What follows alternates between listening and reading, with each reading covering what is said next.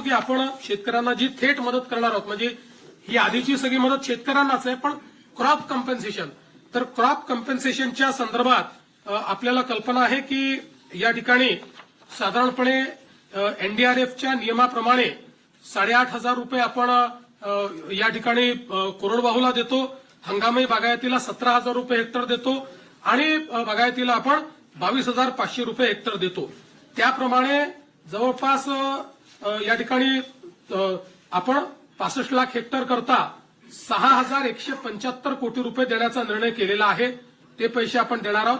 आणि याच्या व्यतिरिक्त आपण हा निर्णय केलेला आहे की आता आमच्या शेतकऱ्याला किमान रबीचं पीक घेता आलं पाहिजे. त्याकरता बियाणं असतील किंवा इतर गोष्टींकरता आपण प्रति हेक्टरी अतिरिक्त 10,000 रुपये देण्याचा निर्णय केलेला आहे.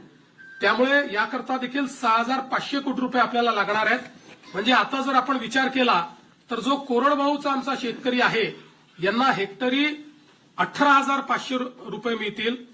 जो आमचा हंगामी बागायती शेतकरी आहे त्याला 27,000 रुपये हेक्टरी मिळतील आणि जो आमचा बागायती शेतकरी आहे त्याला 32,500 रुपये हे हेक्टरी देण्याचा निर्णय केला आहे.